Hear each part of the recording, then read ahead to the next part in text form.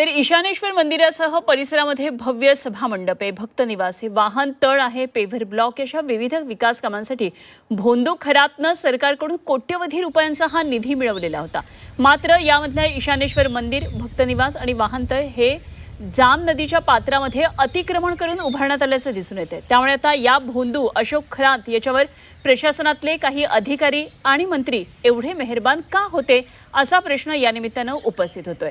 शिवनिका संस्थांच्या परिसरातून या संदर्भातला आढावा घेतलाय आमचे प्रतिनिधी कुणाल जमदाडे यांनी। महिला अत्याचार प्रकरणी गजाड असलेल्या भोंदू खरातचे एक ना एक कारनामे आता समोर येऊ लागलेले आहेत आणि शिवनिका संस्थांच्या माध्यमातून याच भोंदू खरातनं राज्य सरकारकडनं विविध रुपयांचा निधी जो आहे तो विविध विकास कामांसाठी मिळवल्याचं उघड झालेलं आहे। मी आता उभा आहे ईशान्येश्वर मंदिराच्या अगदी लगतच्या जाम नदीच्या बंधाऱ्यावर आणि ही दृश्यामध्ये बघू शकतो ही जाम नदी आहे आणि या जाम नदीच्या एका कडेला या भोंदू खरातचं अलिशान फार्म हाऊस आहे आणि त्याच बाजूला एकीकडे ईशान्येश्वर मंदिर आहे आणि हा ईशान्येश्वर मंदिराच्या परिसरामध्ये विविध विकास कामं करण्यात आलेलं भक्त निवास असेल, वाहनतळ असेल, महिला पुरुष प्रसाधनगृह असतील किंवा मोठं हॉल देखील याच परिसरामध्ये आहे आणि या शिवनिका संस्थांच्या माध्यमातून बांधलेल्या ईशान्येश्वर मंदिराचा परिसराचा विकास करण्यासाठी याच भोंदू खरातनं राज्य सरकारकडून कोट्यवधीचा निधी देखील मिळवल्याचं उघड झालेलं आहे।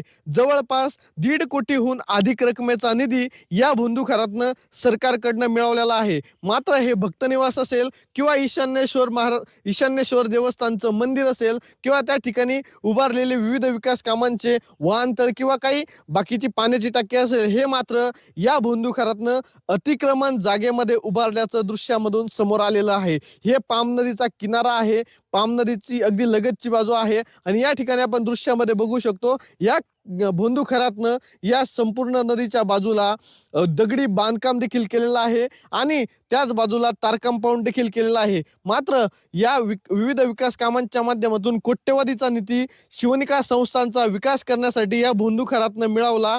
मात्र हा निधी देणारे नेमके अधिकारी कोण, मंत्री कोण आणि हा निधी अतिक्रमण जागेत कसा काय दिला गेला असा प्रश्न आता उपस्थित होतोय।